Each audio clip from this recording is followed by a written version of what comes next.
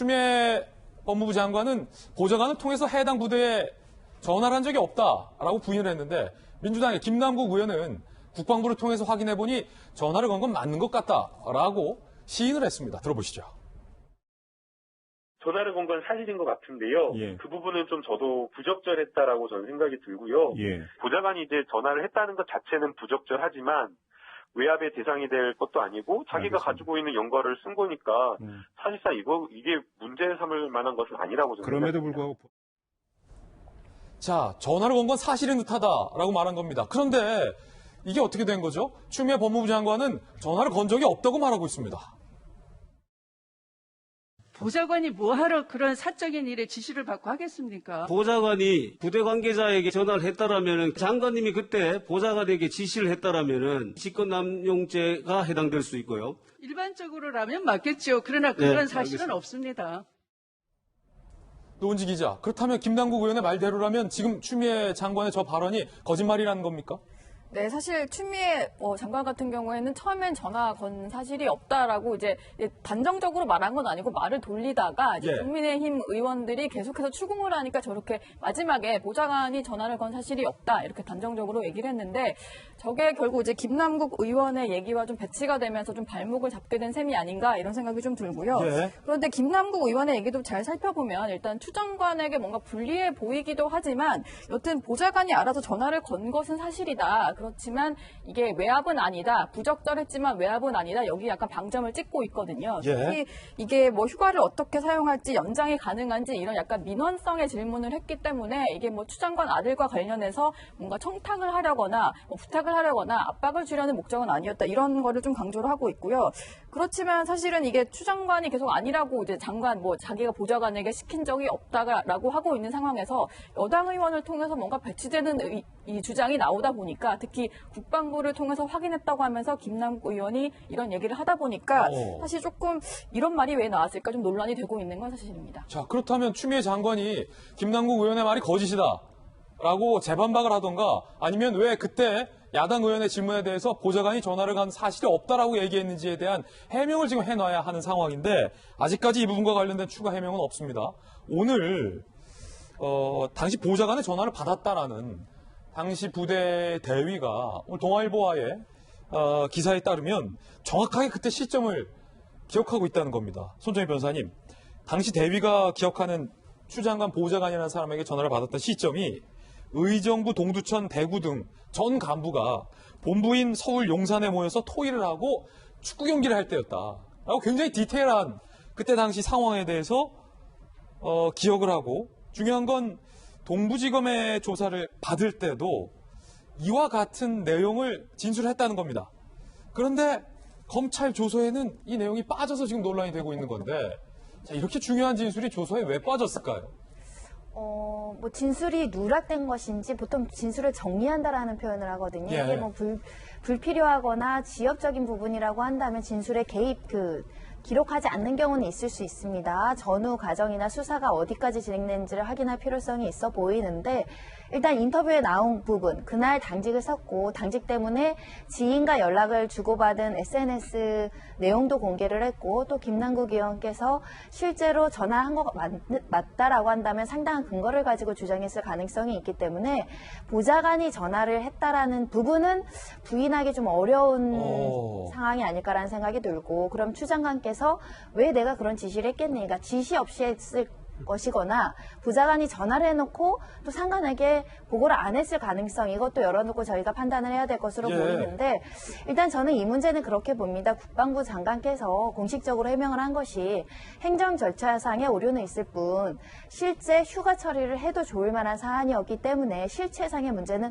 없다라고 평가를 했고 특히 사안을 들여다보면 실제 무릎 수술 관련해서 치료와 입원이나 이런 것들은 필요했던 상황으로 보여서 이 실제 이게 휴가가 있었다고 하더라도 이게 특혜냐라는 문제는 본질은 아닌 것 같습니다. 왜냐하면 아프지 않았는데 휴가를 줬다. 이런 절차상의 미비까지 감행하면서 그런 문제가 되겠죠. 근데 실제로 수술을 했고 진단서도 있고 병원 기록지나 이런 것들을 모두 서씨 변호인 측에서 공개를 하고 있기 때문에 지금 보고 계신 게 이제 추미애 장관 측이 공개한 손정희 변호사님 말씀하시는 진단서와 소견서 등입니다.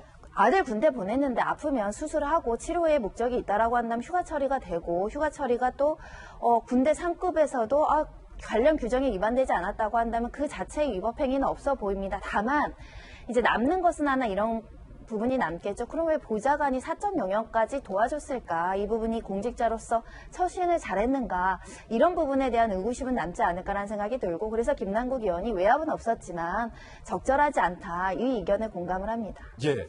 만약에 윤태구 실장님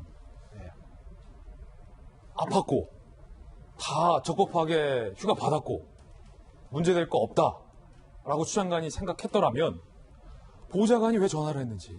그렇죠. 그럴 왜 필요가 거짓말을 없는 거죠. 했습니까? 그리고 지금 정경도 국방장관이 이렇게 말한 거는요, 뭐 아주 원론적인 이야기였던 것 같아요. 병가를 갈 수 있고 연가를 연장할 수도 있다. 근데 행정 절차를 보니까 서류도 누락돼 있고 그렇더라라고 하니까 문제 없다라고 뭐 유권 해석 내지는 국방부에서 그렇게 판단을 내린 게 아니니까요. 저는 이제 그 부분 손 변호사님 생각하고 조금 다르고요. 뭐 아파가지고 말씀대로 아프면 이제 휴가 가야죠. 근데 휴가를 갈 때 적법한 절차에 의해 가지고 갔느냐 안 갔느냐, 그리고 그럼 군대 규정상에서는 복귀를 하지 않고 보통 복귀를 해가지고 휴가를 연장하는 게 규정인데, 복귀를 하지 않고 휴가를 연장하기 위해서는 이제 몇 가지 절차가 필요한데 이 절차들과 서류를 가지고 있느냐. 지금 국방부 이야기도 서류가 없는데요? 라고 하는 거 아니겠습니까? 예. 추미애 장관의 발언과 관련해서 김남국 의원이 보좌관이 전화를 건 것은 사실인 걸로 보인다라고 얘기를 하고 있기 때문에 지금 국민적인 의혹이 커진 상황에서 박정환 대변인, 네. 추미애 장관이 오늘이라도 입장을 내놔야 할 것 같아요. 보좌관이 전화를 걸었는지 안 걸은 건지에 대한 다시 한번 입장을 내놔야 되고, 왜 그때 국회에서 보좌관이 전화를 건 사실이 없다라고 얘기를 했는지.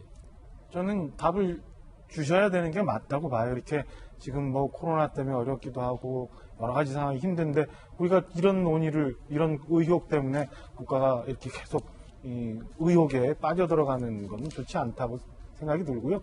추미애 장관 그전에도 뭐 본인 업무도 뿐만 아니라 부동산 문제도 즉각 강한 페이스북 글을 올렸잖아요.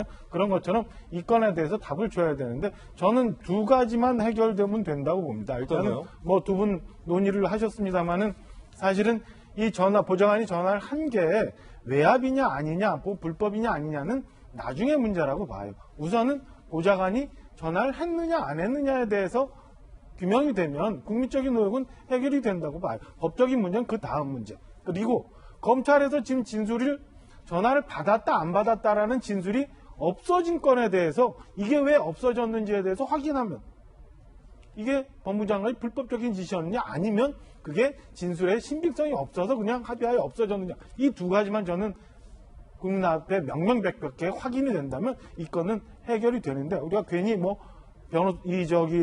추미애 장관 측에서 얘기하는 것처럼 뭐 진단서를 냈네 안 냈네, 아니면 뭐 외압이니 아니네, 이런 걸 나중 문제, 이 본질을 놔두고 판단할 문제는 너무 이르지 않나라는 생각이 듭니다. 네, 그러니까, 빨리 안 할 것 같아요. 윤태구 왜냐하면은 지금 말씀하신 것처럼 이제 프레임이 그건 중요한 게 아니고 그건 중요한 게 아니고 이것만 간단하게 하면 되지라고 하는데, 맞아요, 간단한데 그럼 추미애 장관이 중인 한실이 국회에서 거짓말을 한 게 되거든요. 그럼 그 자체가 다른 영역이죠. 우리가 뭐 김영란법이 맞니 안 맞니, 이게 뭐 부적절이니 불법이니를 떠나가지고 만약에 추 장관이 저 국회에서 사실과 다른 얘기를 했다면, 소위 거짓말을 했다면, 그렇죠. 모두가 보는 앞에서 거짓말을 한 게 되니까 그건 그 자체로 엄청나게 큰 또 다른 정치적인 도덕적인 논쟁이 되는 거니까요. 아마 말을 쉽게 안 할 것 같습니다. 그래서 그렇군요. 각 패널들의 우리 개인 견해들 전해드리고 있고요.